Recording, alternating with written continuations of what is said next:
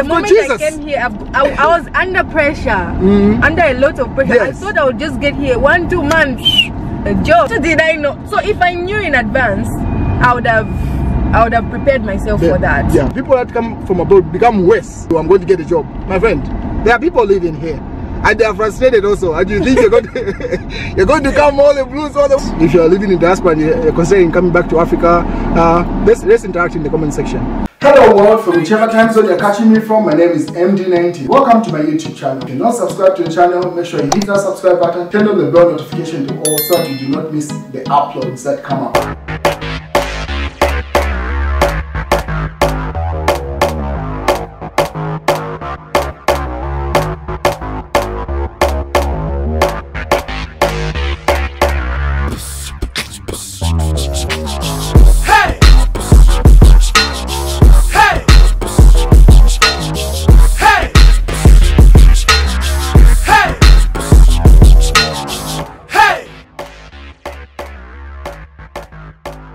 I've been studied in China and coming back to Zambia.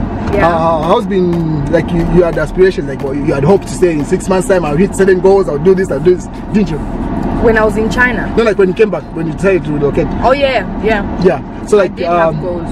How has been your experience in terms of disappointments and So basically I've been very disappointed with the way especially government offices handle things in Zambia. Most things are slow. The first thing that I had challenges with was to get my practicing license with the engineering council. Oh my days, they've got offices everywhere around Zambia. Yes. But why did they have to send me to Lusaka? I went to the Kitwe branch, everything was just so complicated. Yes. So complicated. They had to refer you to... Until they referred me to the Lusaka branch. But why does it have to... Why do they always have to complicate things? Why do they have branches everywhere when they have to refer me to the head office? So that was one of the challenges. It took me almost 3 months just to get my license. So would you say it was the right decision to come back to Zambia or Africa? It's always the right decision. I'm still gonna be here no matter how difficult it's gonna get, because if we as Africans or Zambians keep running away from here, the youth, who's going to develop it? Yeah. The older ones, especially these in the government, politicians, they just want money to eat. They're conservative and they're done. All they want to do is make a living. Like, new ideas are not being impressed. Yeah, and I feel like Zambia can only be developed by Zambian youth. That's very true. Even Africans in general, like Africans are the ones who are responsible for their own development. Yeah. So overall, either ways, I'm staying. I'm here to stay. You're here to stay. Home is survival of the fittest. Like, regardless of whatever happens. If we can make it anywhere, you might as well make it at home. Yeah, I like that. So that's it. So pretty much, it's what you expected. You expected the challenges, or they're a little bit more than what you expected? Then they're actually less than what I expected, because before I left Zambia, to be honest, there's been a little bit of development in terms of digitalization. Like, most things have been computerized now, and everything. So I expected it to be worse. Mind you, I left Zambia in 2013. At the age of 2019. At the age of 17. That's when I left. And you did your first degree at what age? I finished my first degree at 21. 21 and went straight into a master's? Yeah. And how long was your master's? It was for 2 years. So pretty much you're ready for the challenges. I like that experience. Yeah, I'm ready for the challenges. I never give up. For students that are studying in the UK, in the United States, and considering coming back to Africa, what advice would you give? Genuine advice based on your experience? Based on my experience. And you consider in terms of economics, like money and everything. Come with a plan. Also, don't just rely on your degree. Do something before. Have a side hustle, I can say. Entrepreneurship is there we go, guys. So this is going to happen again, guys. There are some regions. Sorry guys, it's not our fault, but we didn't come with a tripod. She decided to leave our tripod. You can imagine that. It's a fun ride. I mean, which video have you seen that shakes you like that? You might as well dance along with it. Again, it's coming. Let's go again. What? There we go. You look like an Ife. I know. Yeah. So yeah, take it as an Ife anyway. So you should come with a side hustle with plan. Come with a proper plan. Otherwise, you can't just rely on people in Zambia. Everyone is doing their best for themselves. True. to benefit themselves. Yep. Not to benefit you who's coming, especially that you're coming from another country. They will think you've made it already. Yeah, so yeah. they won't even count you in their plans. True. You know. So come with a plan. That's number one.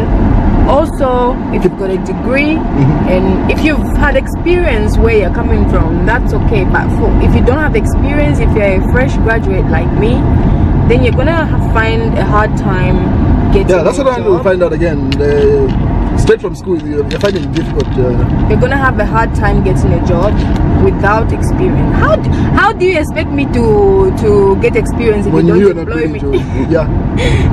I can only get experience if you employ me, but they won't employ you without experience. Yeah. So you find yourself literally doing nothing if you don't have these two. If you don't have a plan, you'll be at home.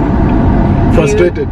Frustrated. You would even want to go back. There was a time I was thinking of going back to China. Just the 6 months? Yes, just within these 6 months. I was thinking of going back to China just to do my PhD or something, but I was like, nah, I don't. Okay, I'll do my PhD eventually, but I don't want to get into academia just right away. It takes up your entire life, like. Yes, too much of books. You know, like.